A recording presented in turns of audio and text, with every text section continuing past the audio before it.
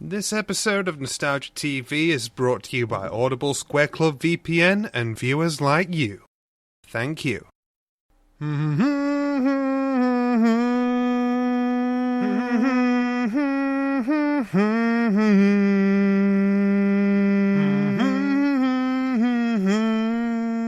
Wait, no.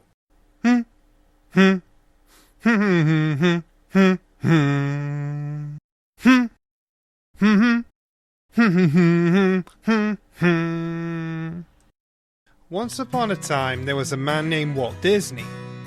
He's dead now. Or at least that's what they'd have you believe. Frozen brain status aside, his name was adopted by the Disney Corporation, imagine that, for their new premium cable channel. Over the years, however, Disney, the channel, not the brainsicle, realized that the real cash to be made was not in pay-per-view, but basic cable. Apparently most parents didn't feel like shelling out an extra $20 every few months just to keep their kids quiet every morning before school, when they already had PBS right there. This proved successful, but by the mid-2000s the general public had started to grow tired of the same old shtick. You see, this was still a whole year before YouTube would become a thing, and until then TV stations were faced with the daunting task of trying to come up with something slightly original to keep people from going outside and getting real jobs. This led to two men by the name of Tin Mail and Douglas Tuber, already highly well known for working on such classics as Herman's Head and Whoops, the latter of which not even lasting an entire season before it was cancelled. But when you're pitching to Fox, that's really just to be expected. To attempt to break out of the standard sitcom mold with an entirely outrageous and original idea. A white teenage girl in high school struggles with daily problems and quirky shenanigans, all while dealing with her bratty younger sibling, goofy father, and strong yet put-upon mother. Wait, no, my mistake, that was the other show they worked on. No. This show was completely different and utterly groundbreaking. A white teenage boy in high school struggles with daily problems and quirky shenanigans, all while dealing with his bratty younger sibling, goofy father, and strong yet put-upon mother, with science. Meet a boy named Phil and his family on vacation from the 22nd century. Got a rented time machine and they're on their way to a time way back in the day. Now it's Phil of the future, never knew in history just where he would land. Phil of the future, he's a 22nd century man. Most notable for being the series that made the 6 people who saw the Nancy Drew movie go, hey, it's that girl from that one show.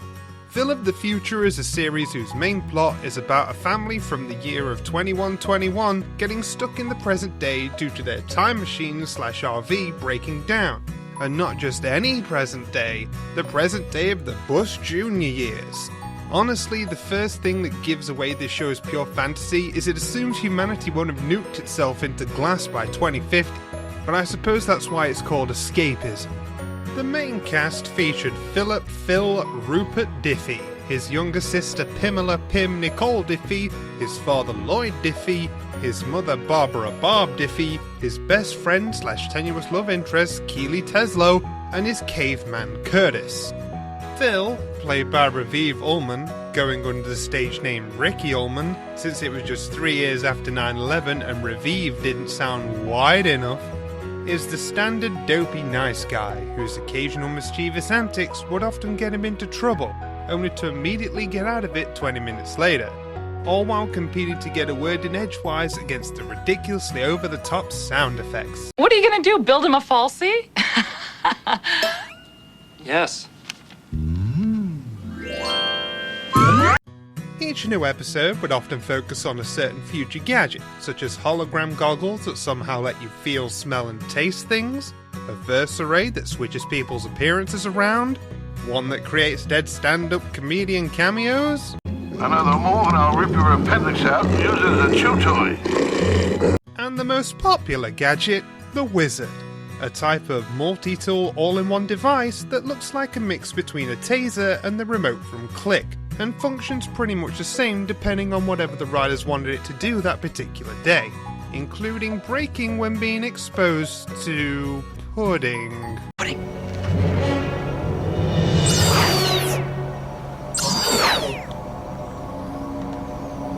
Hey, I'd like to see you come up with a less abstract design flaw for your magic remote. Throughout the first half of Season 1, Phil and Company's main goal is to try to keep hidden the fact from the rest of the world that they are time travelers, along with handling whatever wacky gadget-induced hijinks are currently threatening to expose them.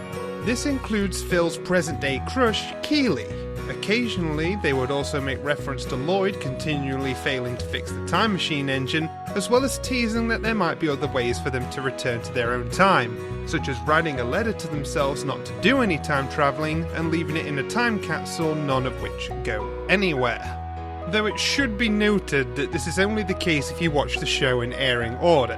In production order, that whole bit, involving Keely at least, was done and dusted by episode 4. Honestly, for as entertaining as I remember this show being when I first watched it, looking back, a lot of the plots range from repetitive to just downright insane. Take for example the episode where Phil reveals to Keely that he's from the future. The entire conflict is that Phil is afraid that people will learn he's from the future if they see him with his shoes off at a tomato stomping field trip, which is apparently something high schools do. Because as it happens, by the 22nd century, humanity has evolved to the point where they no longer have pinky toes, so his dad makes him prosthetic ones. These quick cuts aren't me, by the way. This really is just how weirdly this show is edited. Haha, where do I even start? First of all, evolution doesn't happen that fast, like, not even close. Secondly, even if it did, the pinky toe is in fact vital to balance and isn't a body part humans would just evolve to lose. Third, Phil somehow thinks that just because he only has 4 toes, that this will tip people off to him being from the future, even though it's a deformity that is in fact rather common even today, whether it be from physical injuries or having parents from Alabama. Fourth, when Phil inevitably loses one of his fake toes from all the stomping, I'm assuming there was one for each foot, although the show just kinda acts like Lloyd only made one, his way of causing a distraction is to instigate a food fight! Instead of just saying he was self-conscious or something. Remember, this is the show's editing, not mine. Turns out it doesn't matter much anyway, because he ultimately admits to Keely he's from the future after she plugs some Toy Story merch. Sometimes I dream I'm married to Mr. Potato Head, and we live in a 2-bedroom condo in Boca Raton, Florida. Besides Phil, there was also a surrounding cast of characters with Pym, whose sociopathic schemes usually form the B-plot to most episodes and often dragged in most of the recurring cast, including her yes-man and unrequited love interest Bradley, and Vice Principal Hackett, played by the always welcome JP Minot, who also played Curtis for no other obvious reason than they wanted to make a joke about Curtis attacking Hackett in one episode. This all culminates in an episode where Pym has Bradley edit together a smear campaign video against Hackett when she wins principal for a day, to get all the students to turn against him and make her principal indefinitely. And boy do I wish my editor had these kinds of skills. The students here are all losers, so I've taken every cent of the school budget and spent it on spa treatments for myself. Ha! Suckers! I'm Neil Hackett. And I approve. This message. Finally, there's Pym's rival Deborah Hortense Debbie Berwick. Debbie was the complete opposite of Pym, in that while Pym hated everyone and everything that didn't centre around her and making people miserable, Debbie was a goody two-shoes Mary Sue archetype that participated in several altruistic and charitable acts to Pym's disgust. This also ended up being to the audience's disgust, as Debbie eventually proved to be so unpopular that she was killed off in the Halloween episode, where she's revealed to be a cyborg from the early 2100s who was sent back in time along with the rest of her production models, since they all had a bug that made them go insane, and in her particular case made her want to aggressively bake cupcakes for charity. Phil! Naughty nibbler! That cupcake is for the needy! Don't! No! No! Don't! No! Extremely evil.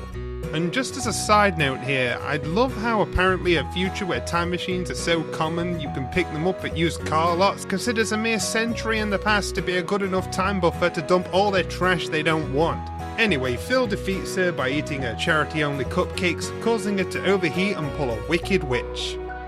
I wish I was as high as these writers.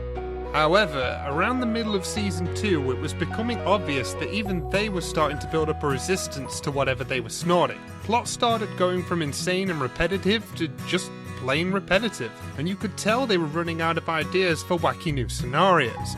I mean, once you resort to pulling the It's a Wonderful Life episode, and it's only the second season, you know you're dead. Mom? No, I am the timekeeper. You look just like... Never mind that. Even when they finally did the series finale, it felt almost like it was originally written to be another almost fix the time machine but something goes wrong episode that they changed at the last minute. Though I must admit, that is probably one of the best episode titles I've ever seen in my life. You see, it's revealed that Lloyd apparently could have fixed the engine pretty much the entire time they've been stuck there, but chose not to as he himself had come to enjoy living in the present day. The rest of the episode mainly centres around Phil struggling to tell Keeley he's leaving, because for some reason the possibility of him popping back every few months for summer vacation or whatever is just off the table. I mean, it's not like the time machine was hard to fix, it turned out, so the excuse of him being stuck there again is out of the window. Yeah, implementing the idea of a ticking clock when you literally have access to time travel kind of throws things out of whack when you sit there and think about it for too long. Regardless, Phil finally confesses his love to Keeley, and in front of the whole school on live TV, because screw it, he's not going to be around to deal with the embarrassment, and she agrees she'll wait for him in the future. Hopefully we'll have made great strides in the field of plastic surgery by that time, otherwise Phil might have to start learning to love Queen Elizabeth. The episode finally ends on a tease for another season, with the family having to go back and get Curtis, who they accidentally left back at the house, leaving open the possibility of the time engine just so happening to break again the moment they arrive. However, with the series not getting renewed for a third season, it seems the story of the tripping through time diffies had finally come to an end, not counting the handful of Disney Channel original movies the main cast got forced into starring in to help pad their resumes, not that it seemed to help much for Aviv at least, considering he's semi-retired from acting only a few years later to pursue his music career, which I hear is going well by the way. Alison Mikelka is currently starring on the CW series iZombie, and I honestly couldn't be bothered to look up where the rest of the cast is now, but I haven't heard news of anyone overdosing or being a child predator yet, so that's a fair shake better than most actors. And hey, if nothing else, at least they managed to give us a series with one of the catchiest theme songs of the 2000s, and in my book that's something that'll be remembered way longer than any Golden Globe award. If you ever manage to track down a torrent of this series, I'd say give it a watch. You might just find something to get lost in time with, or waste time with, for a fun afternoon. Can you believe that some episodes of this show were directed by Fred Savage?